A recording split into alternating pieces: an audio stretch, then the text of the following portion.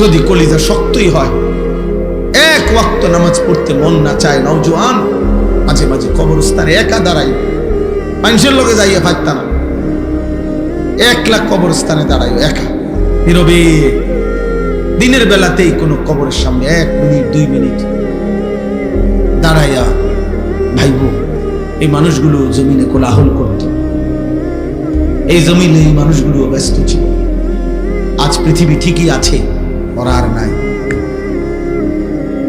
আকসিরু যিকরা হাদিমিল লাযযাত, আল্লাহ নবী সাল্লাল্লাহু আলাইহি ওয়াসাল্লাম বলছেন, উম্মত সমস্ত স্বাদ, আনন্দ, উল্লাস, ফুর্তি, সব মজা শেষ করে দিবে যেই মৃত্যু, সেই মৃত্যুকে বেশি বেশি স্মরণ করো, সব সব ঠান্ডা করে দাও, সব স্তব্ধ করো, সব স্তব্ধ করো। আল্লাহ তাআলা বলেন, মিনকুম মান ইউতাওয়াফা মিন ক্বাবলু, আমার বান্দা মনে রেখো আমি কিন্তু সকলকেই যুবক, সকলকেই বৃদ্ধ বানাই না। মায়ের পেট থেকে বের করার পরে চলতি পথে আমি আল্লাহ তাআলা অনেককেই মৃত্যু দিয়ে ফেলি। দেখ কথা বলে না, জন্মিলেই তো বুড়া হয়, প্রত্যেকটি বাচ্চাই তো নিশ্চিত বুড়ো হয়, বুড়ো হয়। 3 বছরের বাচ্চা কবরে নাই, 3 দিনের বাচ্চা কবরে নাই, 6 বছরের বাচ্চা কবরে নাই।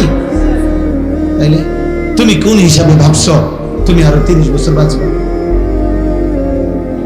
আমাদের মাওলানা মুতালিব হোসেন সালিহি, আমার বন্ধু, মাওলানার ওর মেয়ে বাচ্চা হয়েছিল 1 মাস 1.5 মাস, 1 মাস হয়েছে মনে হয়। এই গত 3 দিন আগে এই বাচ্চা অসুস্থ ছিল, 1 মাসের বাচ্চা, 1 মাস। ঢাকা নিছে, মোহাম্মদপুর শ্যামলী বড় হসপিটালে ভর্তি করাইছে। আগের দিন রাত্রে আমারে ফোনে কইতেছে, আনিস, আমি বললাম কি অবস্থা বাচ্চার? ডাক্তারে কি বলল? মাশাআল্লাহ অনেক ভালো আছে, বলতেছে চিকিৎসা অনেক সুন্দর, ভালো হসপিটাল, খুব বড় সড়ো, অনেকক্ষণ বলল। পরের দিন আবার রাত্র 12:30টার দিকে আবার ফোন দিছে, ফোন রিসিভ করছি আর দেখি ও কাঁদতেছে। আরে কি হইল রে, কাঁদোস কেন? আমার আদরের বাচ্চা, কুলের বাচ্চা মারা গেছে, এই 1 মাসের বাচ্চা মারা গেছে, রাত 10টায় মারা গেছে। তখন আমি যখন শুনছি তখন 12:30 বাজে।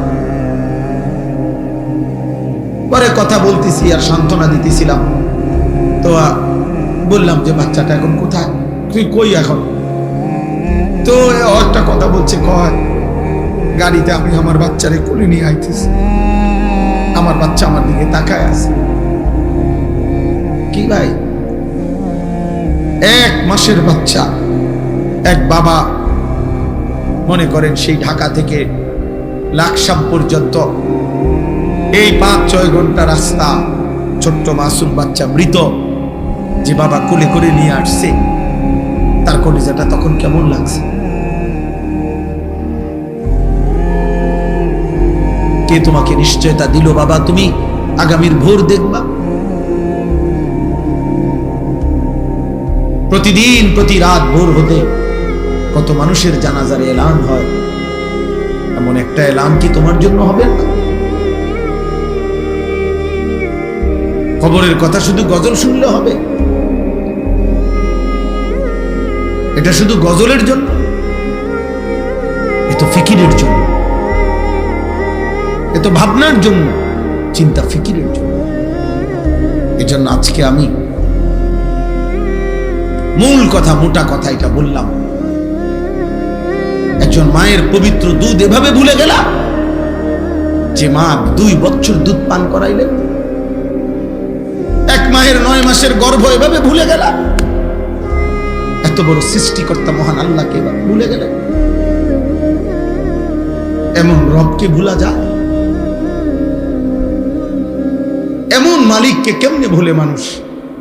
এমন রবকে কেমনে সেজদা না দিয়ে পারে? যে রব আমার 24 ঘন্টা আমার অজান্তে, আমি জানিও না আমার কি জরুরত, আমার সে মালিক আমার সকল প্রয়োজন প্রতি মুহূর্তে যিনি পালন করছেন, আমার কাছে পৌঁছিয়ে দিচ্ছেন, এমন রবের নাফরমানি কিভাবে? তাফসীরের মধ্যে আছে রব কাকে বলে? রব বলে ওই সত্তাকে যিনি কোনো বস্তুকে, কোনো জিনিসকে, কোনো কিছুকে তার একেবারে প্রথম অস্তিত্বের প্রথম মুহূর্ত থেকে নিয়ে চূড়ান্ত শেষ পর্যন্ত ধীরে ধীরে সে বলুক বা না বলুক, জানুক বা না জানুক, বুঝুক বা না বুঝুক, তার সকল প্রয়োজন যথা সময়ে যিনি নিজ ইচ্ছায় পৌঁছাচ্ছেন, দিয়ে দিচ্ছেন, ব্যবস্থা করছেন, এমন সত্তা, এমন মালিককে বলে রব। আর সেটা একমাত্র করছে আল্লাহ। এমন রবকে ভোলা যায়? এমন মালিককে সেজদা না দেয় মানুষ?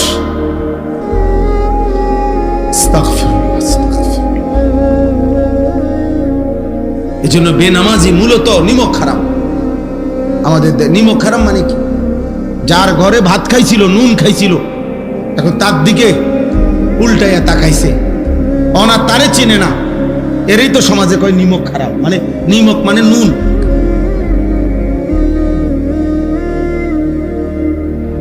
এজন্য বেনামাজি নিমক খারাপ, অকৃতজ্ঞ।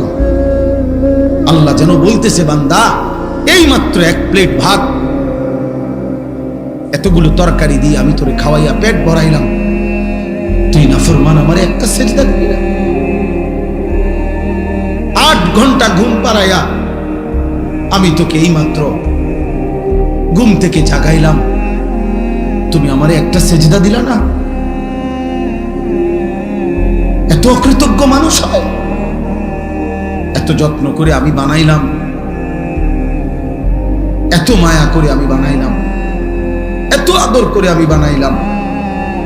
হুয়াল্লাযী খালাকাকুম মিন তুরাবিন সুম্মা মিন নুতফাতিন সুম্মা মিন আলাকাতিন।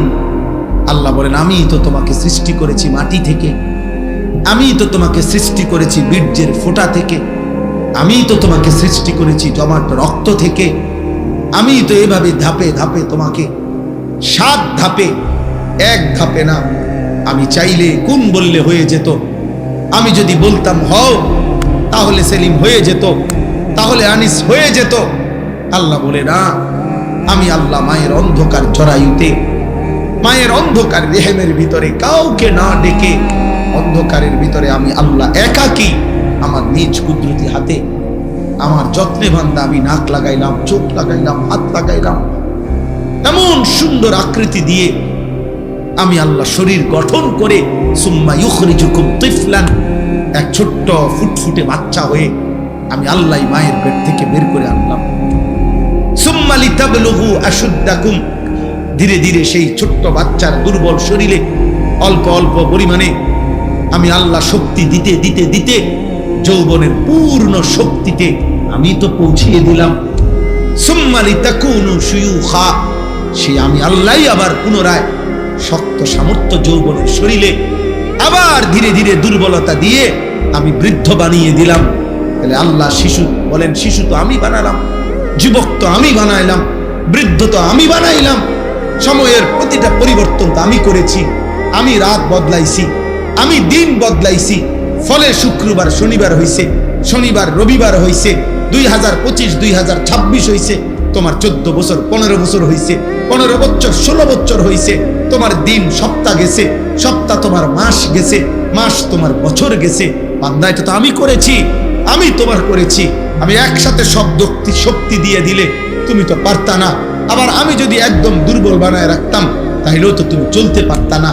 সবটা আমি করলাম, বিনিময়ে আমি একটা সেজদা পাইলাম না। এই গাদ্দার, এই গাদ্দার, তোরা যারা আজকে এশার নামাজ পড়স নাই, ওঠ এখান থেকে বেটা, নাফরমান, যা এখান থেকে বেটা। তোর মতো নাফরমানের জনপ্রিয়তা দিয়ে আমি কি করবো? আমি কি ভোটে দাঁড়াইছি বেটা? আমি কি ভোটে দাঁড়াইছি বেটা? আমি কি মার্কা নিয়ে আসছি কোনো? যে আপনাদের একটা ভোট আমার দরকার, আপনারা খারাইয়া মতেন আর বইয়া মতেন আর শীতইয়া মতেন, আমারে ভোট দিলে সারব। এটা ভোটের মাহফিল, ভোটের সবাইটা? তাহলে কেন পড়লা না নামাজ? বলো নির্লজ্জ ছেলেরা, এই লজ্জাহীন ছেলেরা, বেহায়া, এশার নামাজ যারা পড়ো নাই, এখন বের হও। যদি ফেরেশতা ঘাট ধরে বের করে দেয়, এবং খোদার কসম মনে রাখবা, আজ মনে হয়েছে তো বের করে নাই, আল্লাহর কসম, রব্বে কাবার কসম, বাইলে বাইলে ফইলা আসরের দিনে এরকম সব বেঈমান, নাফরমান, পাপী ইমানদারদের সাথেই দাঁড়াবে প্রথম। মনে করবে মনে এই রঙেই দিন গেছে, দুনিয়াও তো সিটার বাটফার ছিলাম, পালা মানুষের লগে ফার হইয়া গেছি। হ্যাঁ, আখিরাত তো মনে এমন হবে। কোরআন কারীমে আল্লাহ বলছে, হাসরের দিন আল্লাহ তাআলা ফেরেশতাদেরকে সামনে রেখে বলবে, ওয়ামতাজুল ইয়াউমা আইয়ুহাল মুজরিমুন, এই নাফরমান, সুদখোর, হারামখোর, বেনামাজি, বেঈমান, মুশরিক, মুনাফিক, বেরো আমার রাস্তা, বাইরো বাইরো। আজ ইমানদারদের কাতার থেকে, আজ আমার জান্নাতি বান্দাদের কাতার থেকে, আজ আমার সাজদাওয়ালা বান্দার কাতার থেকে বাইরো। জানোস না ফরমান, আমার বান্দা কতটা কষ্ট করে ফজরের নামাজ পড়ছে। এক লগে ভাত খাইতে দিছি মনে করছো এক লগে জান্নাতও দিব? হ্যাঁ, ফাইজলামি মনে করছো। জান্নাত আর ভাতের থালা এক কথা। দুনিয়া ভাতে না খাইতে দিছি ইমানদারেরও না ফরমানেরও, দুনিয়া একটু ঘুমাইতে না দিছি, এগুলা তো আমি জানোয়ারকেও দিছি। দুনিয়ার খানা তো আমি জানোয়ারকেও দিছি বেটা। আজ আখিরাত দেব না, এক ঢোক পানিও হবে না, এক লোকমা খাবার মিলবে না, বেরো। কোরআনুল কারীমের মধ্যে আল্লাহ তাআলা বলছেন, আল মালু ওয়াল বানুন জিনাতুল হায়াতিদ দুনিয়া। অর্থ সম্পদ, সন্তানাদি, পরিবার পরিজন, এগুলো কেবলই দুনিয়ার সৌন্দর্য। এই দুনিয়াতেই যা একটু ভালো লাগতেছে, টাকা আছে, পয়সা আছে, ক্ষমতা আছে, ছেলে ফেলে আছে, বাড়ি বিল্ডিং দালান আছে, কিন্তু আল্লাহ তাআলা বলেন, ওয়াল বাকিয়াতুস সালিহাত খায়রুন ইনদা রাব্বিকা সাওয়াবান ওয়া খায়রুন আমালা। আল্লাহ তাআলা বলেন যে আল্লাহর নিকট যদি কোনো বিনিময় চাও, সর্বোত্তম কোনো প্রত্যাশা করে থাকো, আল্লাহর কাছ থেকে যদি কিছু পাওয়ার আশা করে থাকো, সেটা শুধুই কেবল চির বাকি থাকবে, যা আখিরাত পর্যন্ত, পরকাল পর্যন্ত, সেটা হচ্ছে as-salihat, যাবতীয় নেক আমল, যেটা আমার জন্যও জরুরি, শ্রোতাদের জন্যও জরুরি, সবার জন্যই জরুরি। as-salihat, সমস্ত নেক আমল, আল্লাহ তাআলার জিকির, আল্লাহ তাআলার ইবাদত, তাহলে এটাই হলো মূল বিষয়। আল্লাহ বলছেন, ওই ছেলে, এই ছেলে, এই অপদার্থ, মোবাইল ধরে রাখছো কেন? নিজে নিজে চুল ঠিক করে, মোবাইল, চুল তো অনেক সুন্দর তোমার, মাশাআল্লাহ।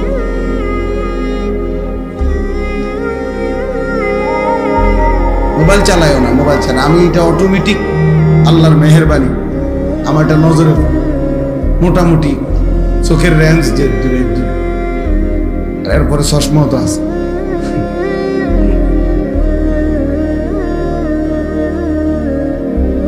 এজন্য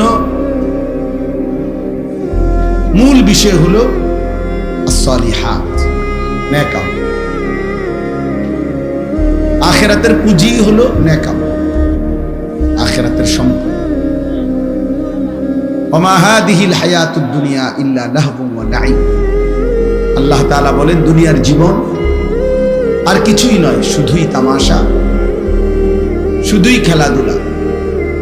ওয়া ইন্নাদ দারাল আখিরাতা লাহিয়াল হায়াওয়ান, আর আখিরাতের ঘর জান্নাত, সেটাই কেবল জীবন, বেঁচে থাকা, জীবনের সার্থকতা জান্নাত। আল্লাহ বলছেন কোরআনুল কারীমে, আল্লাহ বলেন, ফামান যুহজিহা আনিন নার ওয়া উদখিলাল জান্নাহ ফাকাদ ফাজ। যাকে জাহান্নাম থেকে মুক্তি দেওয়া হলো, জান্নাতে প্রবেশ করানো হলো, সেই কেবল সফল হলো। আমাল হায়াতুদ দুনিয়া ইল্লা মাতাউল গুরুর। বাকিটা দুনিয়ার জীবন, আল্লাহ নিজেই বলছেন, ধোঁকা। মাতাউল গুরুর, ধোঁকার সামগ্রী, প্রবঞ্চনা, ধোঁকা। গতকাল যাকে দেখছেন হাসছে, আজ শুনবেন হয়তো সে কাঁদে। গতকাল যে ছিল সুস্থ সবল, আজ হয়তো সে অসুস্থ, হাসপাতালের বেড। গতকালকে যে ক্ষমতার উচ্চ পদে ছিল, আজ সে পথে পথে ঘুরে। এরকম। তাহলে এই জন্য দুনিয়ার সবকিছু ধোঁকা। আল্লাহ নবী সাল্লাল্লাহু আলাইহি ওয়াসাল্লাম বলেন, আদ-দুনিয়া মালউনা ওয়া মালউনুন মা ফিহা। দুনিয়া পুরাটাই অভিশপ্ত এবং দুনিয়ার সবকিছুই অভিশপ্ত, চারটি জিনিস ব্যতীত। নবীজি বলছেন চারটি জিনিস দুনিয়াতে অভিশপ্ত নয়। এক নম্বর হলো জিক্রুল্লাহ, আল্লাহ তাআলার জিকির। যখন যেখানেই করা হয় সেটা প্রশংসিত, সেটা অভিশপ্ত নয়। ওয়ামা ওয়ালাহু, যত আমল, যত ইবাদত একজন মানুষকে আল্লাহর প্রিয় বানাবে, বন্ধু বানাবে, আপন করে নিবে, ঘনিষ্ঠ করবে, এমন সমস্ত নেক আমল, এগুলা একটাও অভিশপ্ত নয়, বরং প্রশংসিত। জিকির, তেলাওয়াত, দান, সাদাকা, ওযু, নামাজ, হজ, উমরা, রোজা, ঈদ, কুরবানি, ইতিকাফ, এই মনে করেন প্রত্যেকটা নেক আমল যা বান্দাকে আল্লাহর ঘনিষ্ঠ বানায়, বন্ধু বানায়, এটা প্রশংসিত, অভিশপ্ত না। 3 নাম্বার হলো আলিমুন, একজন আলিমে দ্বীন, তিনি সর্বদাই প্রশংসিত, অভিশপ্ত নয়।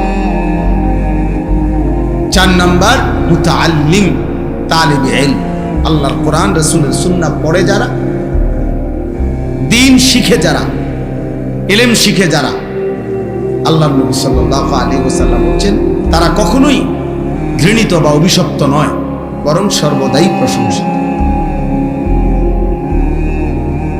এই জন্য নওজোয়ান ভাই সবাইরে বলছি, দোস্ত, অনুভূতি দরকার, ফিকির দরকার, ভাবা দরকার।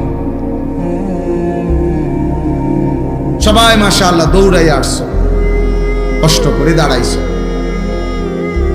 আমি বলতে চাই এই কথাটা, প্রিয় ভাই, আমার পরিচিতি বা তোমার পরিচিতি কারোই কিছু না, এগুলা কোনো বিষয়ই না। এই গলিতে গলিতে, এই মাঠে মাঠে আমি বহু বছর যাব আসা যাওয়া। কি কি সমস্যা? আমি বলতেছি ড্রাইভার কোথায়? গাড়িতে। আচ্ছা, তুমি যাও। নওজোয়ান ভাই, আমাদের হুজুরের, হাটাজারি হুজুরের গাড়ি বের হইতে পারতেছে না।